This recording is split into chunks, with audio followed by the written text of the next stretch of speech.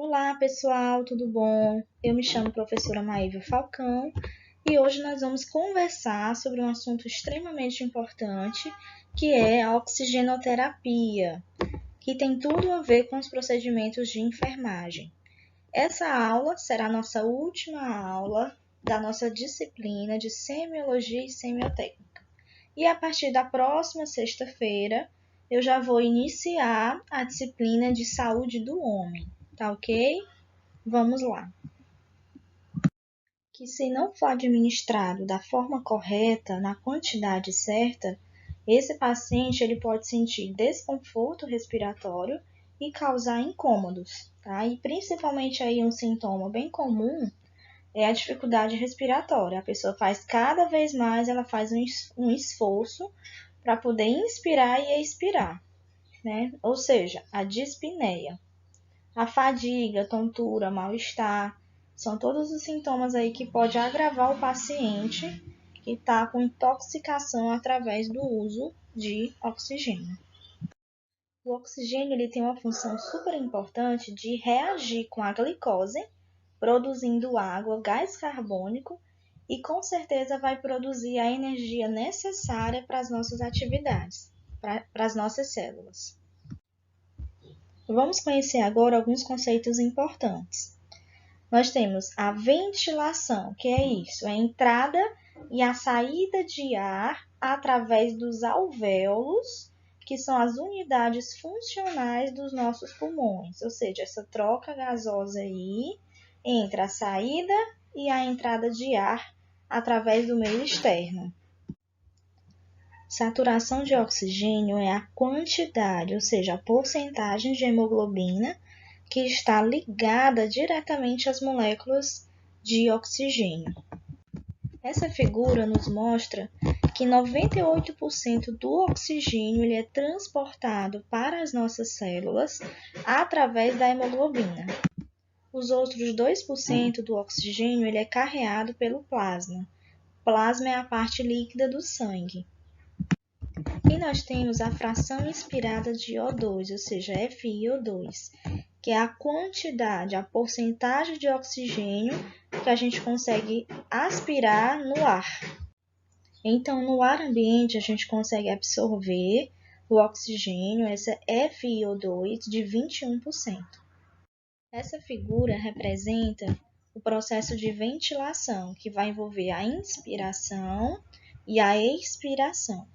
A inspiração vai ocorrer uma diminuição da pressão de dentro do pulmão, consequentemente vai ocorrer um aumento da caixa torácica pela entrada de ar. A expiração é o aumento da pressão pela diminuição da caixa torácica, ou seja, a saída de ar.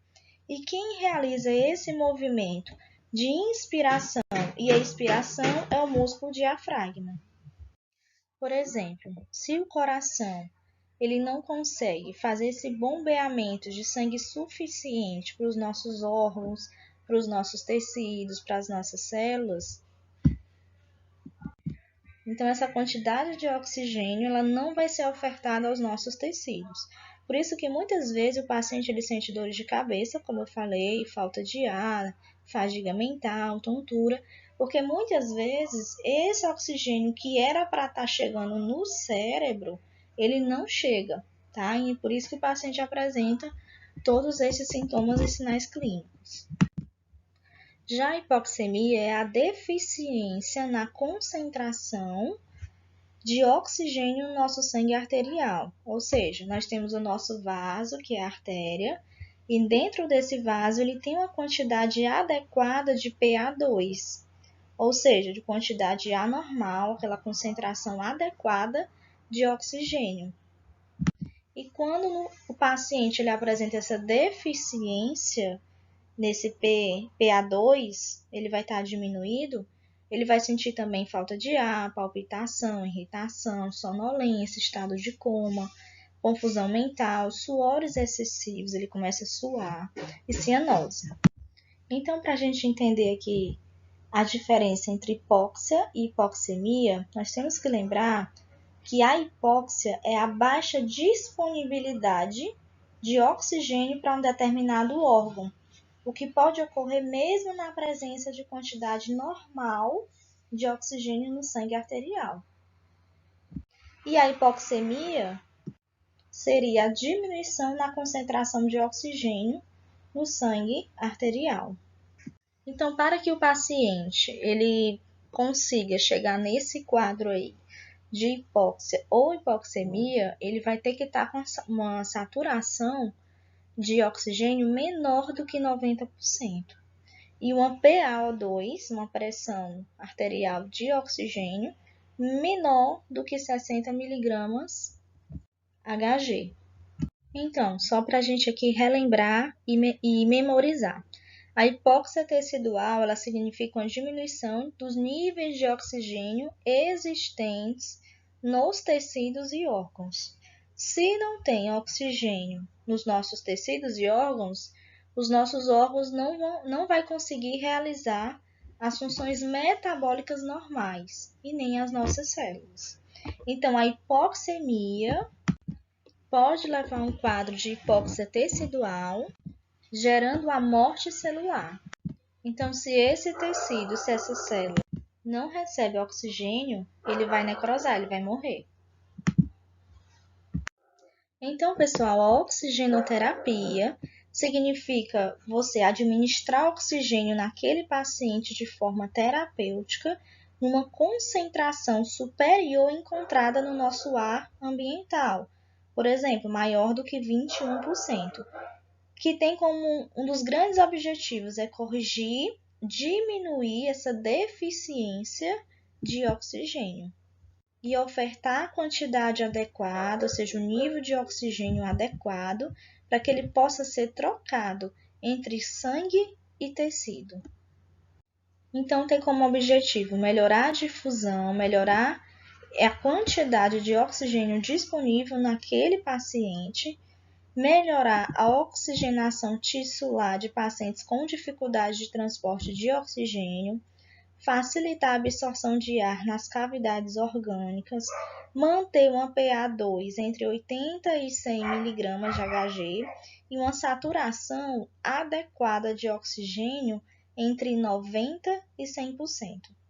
Outro objetivo seria aumento da sobrevida do paciente, diminuição do tempo de hospitalização, tempo de internação, melhora o desempenho psicomotor e, com certeza, melhora a qualidade de vida. Então, muitas vezes o paciente ele chega em uma emergência com essa dispneia, essa dificuldade respiratória. E aí tem que se descobrir qual é a causa disso. E para o profissional, ou seja, o médico, né, que é ele que vai prescrever a oxigenoterapia. Como é que ele vai escolher esse dispositivo para ofertar esse oxigênio? Vai depender aí de dois fatores. Primeiro, qual é a quantidade de oxigênio que o paciente está precisando? Qual o melhor dispositivo que vai atender a essas demandas? Então, essas respostas vai depender da condição clínica daquele paciente, a real situação que ele se encontra e por que motivo ele vai estar utilizando um determinado dispositivo. Por exemplo, tem pacientes que apenas precisam de catéter nasal, como também tem pacientes que precisam de um suporte maior de oxigênio, como uma máscara de Venturi. Então, isso vai depender muito da condição clínica que ele chega numa emergência.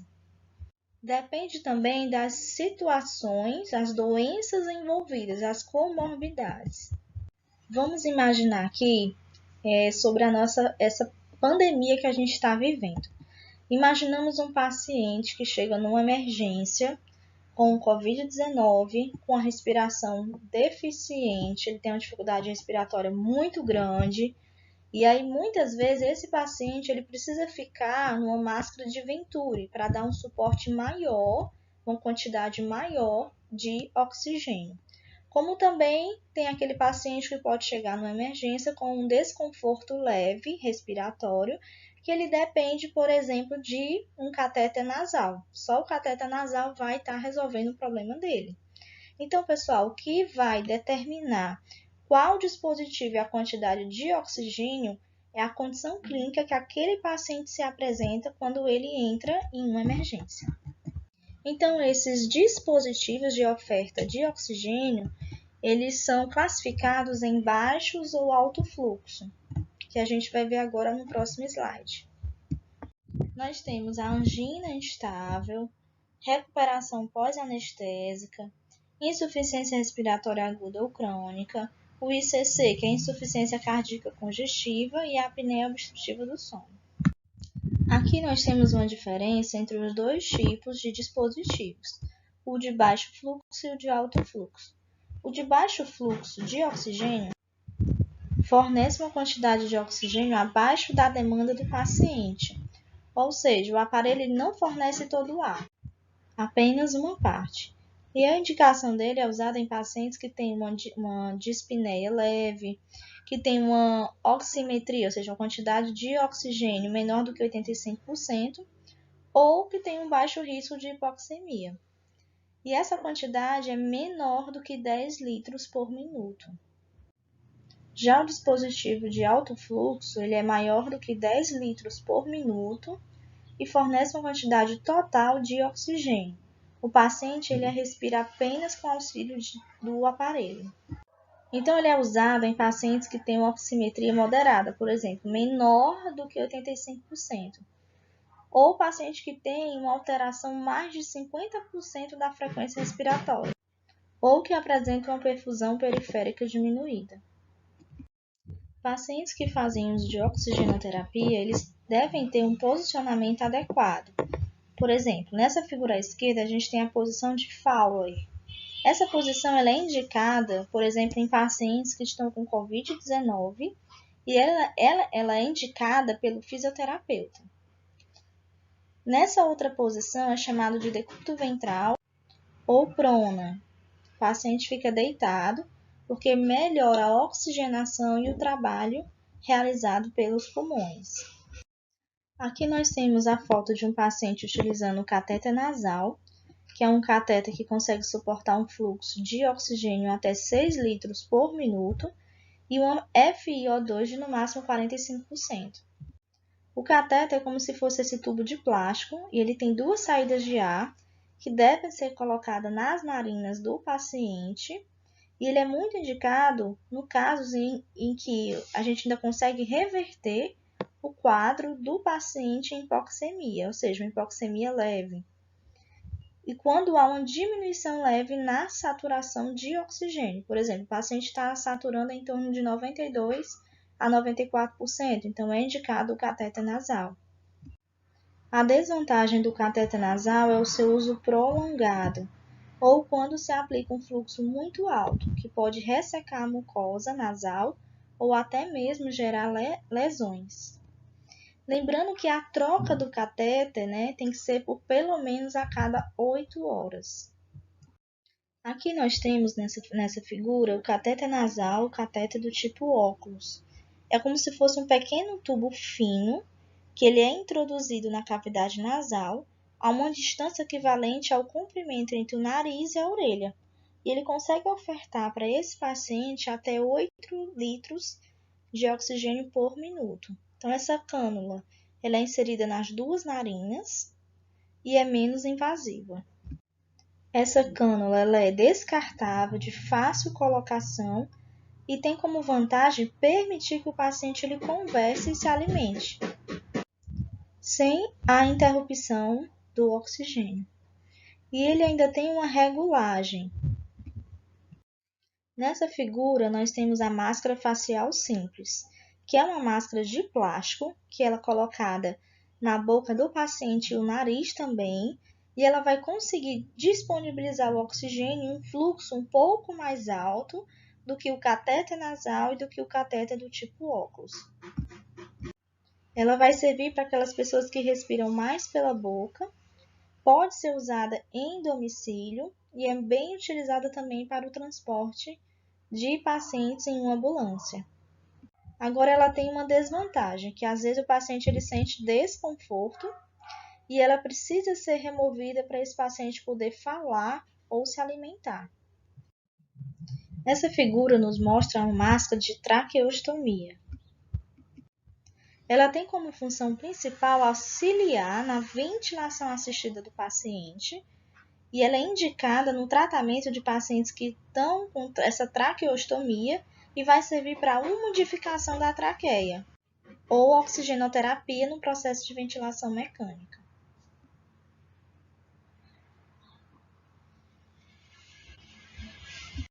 Então, traqueostomia, pessoal, é uma intervenção cirúrgica no qual o médico ele abre um orifício pela traqueia e coloca uma cânula para que o ar consiga passar. A gente chama de traqueostomia. Muitos pacientes assim são aqueles pacientes que estão em UTI, é um grande exemplo. Aqui nós temos a máscara de Venturi e essa máscara ela possui orifícios que vai permitir o escape do ar expirado que contém o dióxido de carbono e vai reter umidificação para não causar ressecamento das vias respiratórias. Então é a maneira mais comum de ser utilizada aí no sistema de alto fluxo e ela tem vários adaptadores de cores diferentes que vão fornecer os níveis de oxigênio também diferentes de acordo com as cores. Pacientes que usam esse tipo de máscara são pacientes que necessitam de uma quantidade maior do que 21% de oxigênio. Lembrando que a desvantagem dela é que ela precisa ser retirada para o paciente poder se alimentar e muitos deles às vezes apresentam claustrofobia por uso desse tipo de máscara. Nesse slide eu coloquei para vocês uma tabela das cores dos pinos da máscara de Venturi, a concentração de oxigênio adequada de acordo com a cor e o fluxo de oxigênio sugerido. Geralmente, o mais utilizado é o de cor laranja, que vai fornecer uma concentração de oxigênio em torno de 50%. E só que o fluxo vai depender muito da prescrição médica, de acordo com como aquele paciente se encontra naquele estado clínico dele. Aqui nós temos a foto de uma máscara com reservatório. Ela faz parte do sistema de alto fluxo e ela consegue levar até de 12 a 15 litros de oxigênio por minuto ao paciente. Ela possui um material transparente, como se fosse um reservatório, e é fundamental, pois caso o paciente ele venha a vomitar, permite uma reação rápida e não causa broncoaspiração devido a essas secreções. A vantagem dela é que ela consegue fornecer maiores concentrações de oxigênio. E a desvantagem é que ela precisa ser retirada para cuidados como alimentação também. Ela é muito indicada, pessoal, em pacientes que têm uma hipoxemia de moderada a grave, que aí esse paciente não pode estar utilizando a cânula, porque precisa de um fluxo maior de oxigênio. Ela está indicada em pacientes que a intubação não esteja indicada pelo médico. Sua utilização prolongada causa um desconforto devido ao peso do equipamento e à vedação necessária. Então, infelizmente, a gente tem um desconforto causado por esse tipo de máscara. Aqui nós temos o CPAP, que significa pressão positiva contínua nas vias aéreas, faz parte do sistema de alto fluxo de oxigênio e é um aparelho que envia um fluxo de ar contínuo para as vias respiratórias, por meio de uma máscara, que é essa máscara que tem nessa foto, evitando a apneia do sono. A apneia do sono é um distúrbio do sono grave que faz com que a respiração do paciente ele pare e volte diversas vezes. E os fatores de risco envolvem idade, obesidade e é mais comum em homens.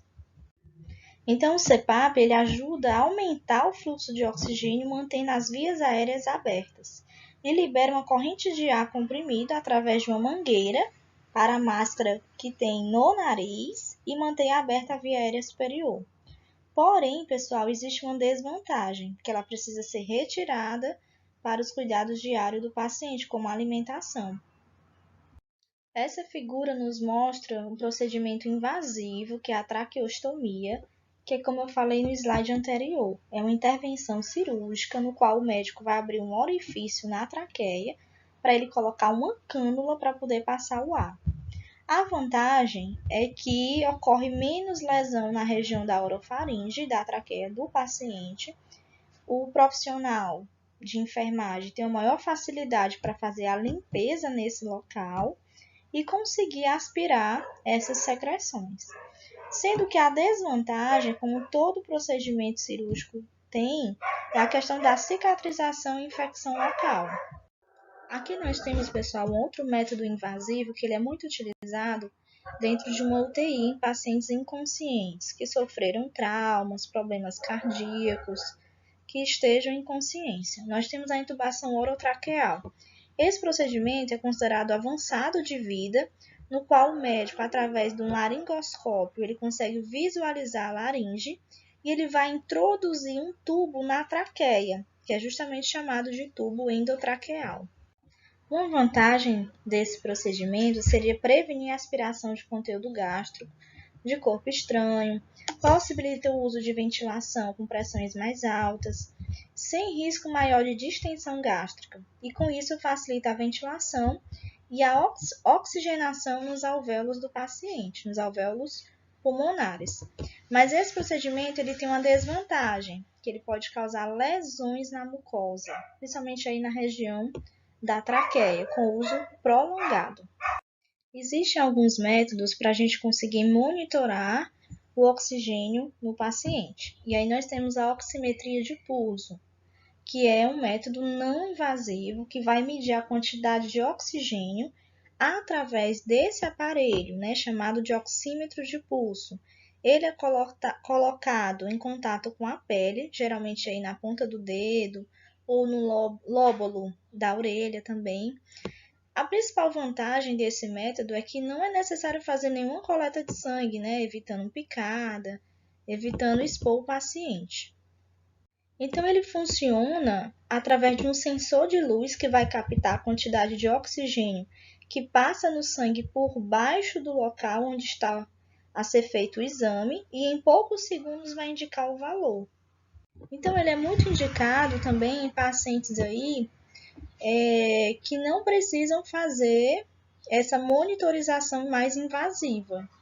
Ele é indicado para avaliação clínica, principalmente em dificuldade respiratória, doenças pulmonares, cardíacas, neurológicas.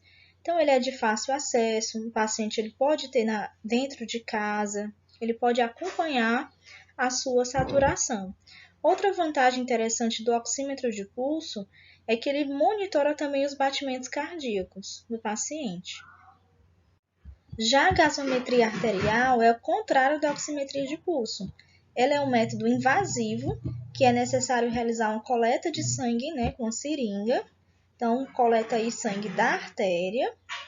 Porém, ela tem uma vantagem, que é trazer uma medida exata dos níveis de saturação de oxigênio no sangue. E traz também a quantidade de gás carbônico, pH, quantidade de ácidos e bicarbonato no sangue, por exemplo. Então, pessoal, pacientes que estão internados em UTI, eles podem fazer esses dois tipos de monitorização. A gasometria arterial também ela é bem indicada quando se você quiser saber o valor aí exato, ideal, do valor de saturação sanguínea.